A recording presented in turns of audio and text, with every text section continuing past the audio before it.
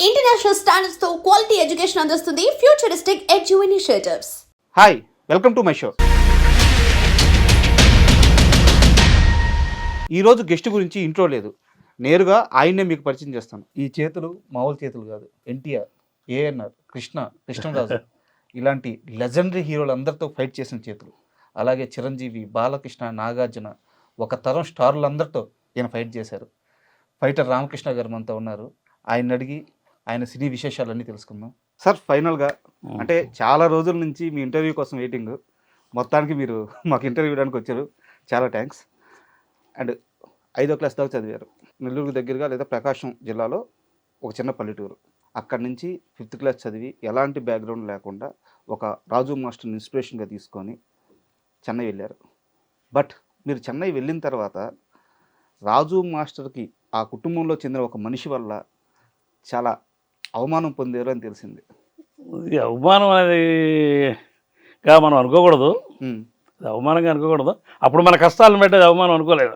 ఏం జరిగింది అంటే రాజు మాస్టర్ ఉన్నారనే మీరు చెన్నై వెళ్ళింది. అవును, ఆయన ఇంటికి వెళ్ళారు, ఆయన లేరు. అక్కడ ఎవరున్నారు, ఏం మాట్లాడారు, ఏం జరిగింది? మాస్టర్ గారు సంక్రాంతి పండగకి ఊరు వస్తూ ఉంటారు. ఓకే. మాకు వాడికి 1 కిలోమీటర్ జర్నీ. సంక్రాంతి పండగకి నేను వెళ్ళి ఆయన్ని అడిగాను, సరే ఇలాగా నేను కూడా చదువుతుంటే చెన్నై వచ్చారా అన్నాడు. చెన్నై వచ్చాయంటే తర్వాత ఆయన ఏమంటే వెళ్ళడానికి అప్పుడు నాకు కుదరలేదు. తర్వాత తనమ్ముడు తర్వాత వెళ్ళాను, ఒక 10 డేస్కి వెళ్ళాను. నేను వెళ్ళేటప్పటికి ఆయన అవుట్డోర్ వెళ్ళి ఉన్నాడు. ఆయన బంగ్లాదేశ్ వెళ్ళి ఉన్నాడు అవుట్డోర్. వాళ్ళ ఆవిడ ఉంది. ఇట్లా అమ్మ నమస్కారం పెట్టి ఇట్లా అమ్మ అని చెప్పారంటే ఇక్కడ కార్డులో గిట్ట వెళ్ళిపోయింది. ఇక్కడ నుంచి చేసిన వల్ల మా ఈగలా మా ఇంటి చుట్టుకున్నారు. తనే ఇదిగా ఉందని చెప్పాను. సరే అయితే తను వదిలేసి నేను ఇంటికి వచ్చాను. తను వచ్చినాక వద్దామని అని చెప్పాను. ఇంటికి వచ్చాను. ఇక సంవత్సరం మళ్ళీ వెళ్ళలేదు. మళ్ళీ ఎగ్జామ్ పని చేసుకుంటూ ఉన్నాం ఇంటి దగ్గర. ఎగ్జామ్ పని చేసుకుని మళ్ళీ చేయడం, మళ్ళీ సంక్రాంతికి మళ్ళీ వచ్చాడు అంత. మళ్ళీ వెళ్ళి అడిగాను నేను. ఇలా అడిగితే నేను ఇంతకుముందు రమ్మని చెప్పాను కదా అని చెప్పాను అన్నాడు. తర్వాత నేను ఇంటికి వచ్చాను మాస్టర్ గారు, మేడం గారు లేరని చెప్పింది. అదే నేను వచ్చాను. నేను ఇదంతా ఏం చెప్పలేదు. అయ్యో ఎంత మనకి తాడు భాగం లేదు. అప్పుడు ఇవన్నీ చెప్పుకుంటూ కూర్చుంటే ఫస్ట్ ఇంటి నుంచి బయటికి అంటాడు. ఆ తర్వాత ఆయన్ని మళ్ళీ అడిగితే మళ్ళీ వచ్చే అన్నాడు. మళ్ళీ వెళ్ళేటప్పటికి ఆయన ఇక్కడ సనాల్ సైడ్ ఏటో మళ్ళీ షూటింగ్ వచ్చాడు ఆయన. ఓకే. మళ్ళీ కుదరలేదు. వినోద్ కుమార్ షూటింగ్ దీనికి వచ్చాడు ఆయన. మళ్ళీ ఏంటి పరిస్థితి అర్థం కాలేదు. మళ్ళీ ఇంటికి వచ్చి మళ్ళీ ఎక్సాంకి ఇదే కేసరపాడు ధర్మ అని ఒక ఆయన ఉన్నాడు, కోటీశ్వరుడు, సౌదీ గారు.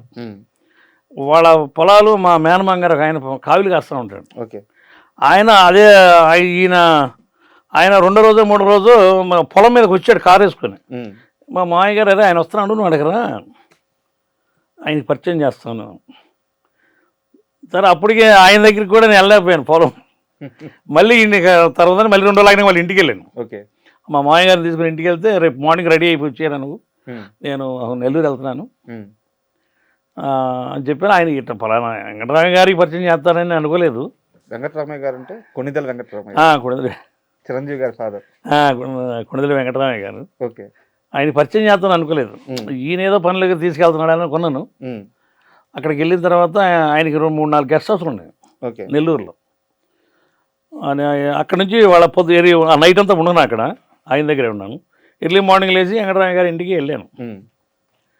వెళ్తే ఆయన వాళ్ళిద్దరికి మంచి సంబంధాలు, వాళ్ళకి తెలుసు బాగా. అంటే ఈయన సారే కాంటాడు నెల్లూరు. ఓకే. ఎవరు ధర్మ గారు నెల్లూరు అంతా సారే కాంటాడు. సారు వెంకటరామయ్య గారు ఎస్ఐ కదా, ఎస్ఐ. అవునవును. దాని మీద వాళ్ళు ఏదో మాడుకున్నారు. చాలాసేపు కూర్చొని మాకు మళ్ళీ అక్కడ కాఫీ తెచ్చిచ్చింది మేడం గారు, అందరం దాన్ని 3 కలిసి తాగాం. తర్వాత ఒక లేఖ ఒకటి రాసిచ్చాడు ఆయన. ఒక లెటర్ ఒకటి రాసిచ్చాడు చిరంజీవి నాన్నగారు. చిరంజీవి గారు నాన్నగారు. ఇది తీసుకెళ్ళి నాగబాబుకి అన్నాడు. ఓకే. తీసుకెళ్ళి చీని మళ్ళీ చెన్నై వెళ్ళిపోయాను. అటు నుంచి చెన్నై వెళ్ళాను, నెల్లూరు నుంచి వెళ్తే పవన్ కళ్యాణ్ గారు ఉన్నారు గేటు దగ్గర. అక్కడమ్మా ఇక్కడ అమ్మాయి షూటింగ్ 1 రోజు 2 రోజులు చేసి ఉన్నాడు గేటు దగ్గరే ఉన్నాడు. మూవీ రిలీజ్ అవ్వరా పవన్ కళ్యాణ్ హీరో అవ్వాల అకాల హీరో అంటే స్టార్ట్ చేశారు. సినిమా స్టార్ట్ చేశారు. ఓకే.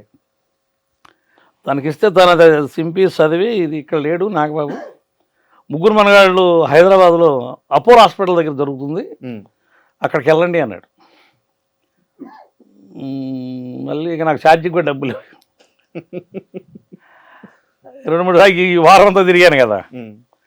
సరే ఇక మళ్ళీ అట్లాగా తంటాలు పడతా వచ్చాను. మళ్ళీ ఇంటికి వచ్చి ఇంటికాడ మళ్ళీ మా నాన్నగారు ఏంది నీకు నువ్వు నల్లగా ఉంటావు, నిన్ను ఎవడ పెట్టుకుంటారు సినిమా ఫీల్డ్లో, నీకు ఏం తెలుసు అసలు సినిమా ఫీల్డ్ అంటే ఒక తెల్లగా ఉండాలి, మంచి ఇది ఉండాలా అంటే. సార్ నేనేమనుకున్నా అంటే రాజవంశం నల్లగానే ఉండేవాడు కదా, ఆయన నల్లగానే ఉండేవాడు కదా, ఆయన చూస్తే ఆయన కూడా ఇంచుమించు అలాగే ఉంటుంది. మీ ఊర్లో మీరు చూస్తున్నప్పుడే ఆయన స్టార్ అయ్యారు. మన కళ్ళ ముందు స్టార్ అయిపోయాడు. అట్లా అనుకునేవాడు నేను. తర్వాత మళ్ళీ ఏదో కాసిన డబ్బులు తీసుకొని మళ్ళీ హైదరాబాద్కి వచ్చి, హైదరాబాద్ నాకు అసలు ఏం తెలియదు, హైదరాబాద్ అంటుంటారు తప్ప నాకు అసలు ఏం తెలియదు. ఆ ట్రైన్ ఎక్కాను, ట్రైన్లో ఒక ఇద్దరు పరిచయం అయ్యారు హైదరాబాద్లో, దిల్సుఖ్ నగర్ ఏరియా వాళ్ళది. వాళ్ళు చెప్పాను వాళ్ళకి, నా పక్కనే కూర్చొని వాళ్ళకి చెప్పాను నాకు ఇట్లా తెలియదు అంటే, నువ్వు చిరంజీవి గారి దగ్గరికి వెళ్తున్నావా, చిరంజీవి గారు అంటే ఏమనుకుంటున్నావు, నువ్వు తెలుసా చిరంజీవి అంటే ఏమని చెబుతున్నారు వాళ్ళు, అనుకుంటున్నారు వాళ్ళు. సరే నా ఎమ్మటి రండి, నాకు అపోలో హాస్పిటల్ చూపించండి అని చెప్పిన వాళ్ళని తీసుకొచ్చి అపోలో హాస్పిటల్ కాడికి ఆటోలో నేరుగా ఆటోలో వెళ్తే మా ముగ్గురికి వాళ్ళిద్దరికీ నాకు కూడా ఆయన నాగబాబు గారు మొన్న టిఫిన్ పొద్దునే పొద్దుగే వెళ్ళిపోయాం కదా. ఓకే. అంటే టిఫిన్ పెట్టించాడు. టిఫిన్ పెట్టినాక వాళ్ళు సినిమా షూటింగ్ చూడడానికి వాళ్ళు అటు వెళ్ళారు. నాగబాబు గారితో కాసేపు మాట్లాడాను. కృష్ణానగర్లో యూనియన్ ఆఫీస్ ఏదో పెట్టారట్టుకుందిరా తెలియదు నాకు. అక్కడికి నేను చెన్నైలో తీసుకుంటావా ఇక్కడ తీసుకుంటావు అన్నాడు ఆయన, అడిగాడు కార్డు. మీరు ఎక్కడుంటే నేను ఎక్కడ ఉంటాను సార్ అంటే, మీరు ఇక్కడే ఉండాలి కానీ మేము ఇక్కడే సెటిల్ అయిపోతున్నాం ఇక్కడ అన్నాడు ఆయన, ఇక్కడే హైదరాబాదే. అదే నేను కూడా ఇక్కడ తీసుకుంటాను సార్ అంటే, కిందకి వెళ్ళి డౌన్లో వెళ్ళి ఆ కృష్ణానగర్లో ఒక చిన్న షట్టర్లో ఉంటుంది ఆఫీసు, అక్కడి నుంచి ఎవరన్నా తీసుకుంటా అక్కడి నుంచి. అప్పుడు ఉంగరాజు అని 2-3 ఉన్నారు అక్కడ, టైగర్ అప్పారావు వాళ్ళని తీసుకొని వెళ్ళాను. వెళ్తే వీళ్ళు దానికి ముందు డొనేషన్ కోసం తిరుగుతూ ఉన్నారంట ఆయన దగ్గరికి, హీరోల దగ్గరికి, యూనియన్ డొనేషన్ కోసం. హీరోలందరి కాడే తిరుగుతానంట, అది తెలియదు. ఆయన వచ్చి తీసుకుని వాళ్ళ దగ్గరికి వెళ్తే ఆయన దగ్గరికి, వీడికి ఈయన కార్డు కావాలరా, ఫైటర్ కార్డు, ఈయన కొంచెం సాదుకోండి మీరు అని, ఆ వర్క్ గిరిక అయినా చూసుకోండి అని. ఆయన ఎంత ఇచ్చాడనేది నాకు తెలియదు. ఒక చెక్ అయితే రాసి ఇచ్చాడు ఎవరు నాగబాబు గారు. నాకైతే 2వ రోజు సాయంత్రం కార్డు తీసుకుని వచ్చారు. ఒక రోజు అంతా అయిపోయింది. ఒకరోజు ఎంత అయిపోయింది. తర్వాత డబ్బులు ఉన్నాయా అన్నాడు, నా దగ్గర ఇంకేం లేవాడు. మరి పొద్దునే ఎలా వచ్చాను, ఏదో 30 రూపాయలు ఉండే, అది ట్రైన్ ఖర్చు పెట్టాను, ఈ ఆటోకి వీళ్ళే ఇచ్చారు నాకు తెలియదు. ఆయన అప్పుడు ముందు ఆ 700 అంత జేబులో చేయవేడు, ఒక 700 తీసాడు. సరే ఈ పెట్టుకో సాయంత్రం దాకా అని చెప్పాను. ఆయన సాయంత్రం దాకా ఉన్నాను, అక్కడే ఉన్నాను. సాయంత్రం ఒక 2000 ఇచ్చేసాడు. 2000 ఇచ్చి వెంకటగిరిలో రూమ్, అక్కడ చిన్న రూము తీసుకో. ఏ సంవత్సరం ఇది? అదే ముగ్గురు మనగాళ్ళు, అదే 92లో 93లోనే, అది ముగ్గురు మనగాళ్ళు చదువుతాం. అప్పుడు 2000 అంటే చాలా ఎక్కువ కదా. ఎక్కువే కావాలి. 2000 ఇచ్చాడు. రూమ్ కావాలి కదా, రూమ్ కావాలా నాకు, కున్నదడి కావాలి. మీ ముక్కు మొహం తెలియదు, మీతో బంధుత్వం లేదు. ధర్మాగారు వచ్చారండి, కేవలం వాళ్ళ నాన్నగారు ఒక లెటర్ పంపించారని చెప్పి నాన్న మాట పోకూడదు, వాళ్ళ నాన్నగారి మాట. సూపర్. ధర్మాగారు వచ్చారు కదా. ఎవరు పంపించారు నిన్ను అక్కడికి నాన్నగారి దగ్గరికి అంటే, ధర్మాగారు వచ్చారు కదా. ధర్మగారు అంటే అప్పట్లో ఆ చుట్టుపక్కలంతా 200-300 ఎకరాల పొలాలు ఉన్నాయి. ఓకే. ధర్మగారు పంపించిన వాటికి అందరికీ కొంచెం ఇదైంది. అయినా ఆయన ఏంటో నాకు తెలియదు, నేనేంటో తనకు తెలియదు పాపం.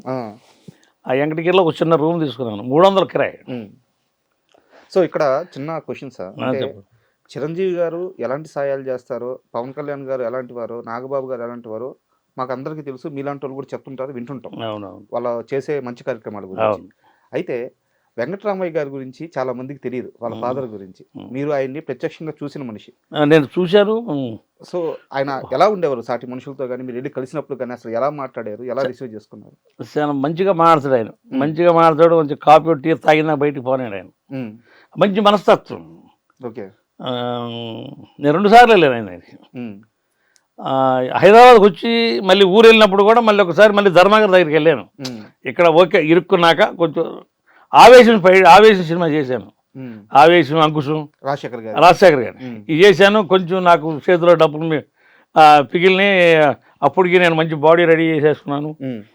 నాకు వర్క్ మొత్తం బాగా ఫుల్ఫీడ్గా అర్థమైపోయింది. తర్వాత ఇక కొంచెం ఇంటికి వెళ్దాం, ఇంటికాడ వాళ్ళకి ముఖం చూపించేద్దాం అని నేను డోమ్కి వెళ్ళి ధర్మగారి కాళ్ళ మీద పడి ఆయనకి నమస్కారం చేశాను. ఆ తర్వాత ఆయన దగ్గరికి వెళ్ళానట్టు వెంకటరామ గారి దగ్గరికి వెళ్ళాను. ఏందప్పుడు ఆయన రియాక్షన్ ఏంది? ఆయన చాలా ఇది అయ్యాడు వెంకటరామ గారు. జాగ్రత్త అని చెప్పి ఎన్ని పెట్టి తట్టాడు. మంచి మాస్ అవుతూ వెళ్ళాను. అంటే పాత రోజులు గుర్తొచ్చేసరికి మీరు ఎమోషన్ అయిపోతున్నారు.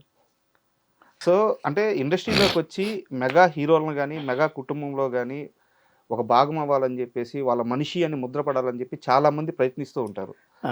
మీరు మాత్రం అసలు ఇండస్ట్రీలో రాకముందే వాళ్ళ మనిషిగా ఎంట్రీ ఇచ్చారు. వాళ్ళ మనిషి సూపర్. అంటే ఇందాక మీరు రాజశేఖర్ గారి ప్రస్తావన తీసుకొచ్చారు. ఆవేశం, అంకుశం ఈ సినిమాలన్నీ చేశానని చెప్పేసి. ఒక సినిమాలో అంకుశం అనుకుంటాను రామిరెడ్డి గారితో మీకు కాంబినేషన్ సీన్ పడింది. అవును.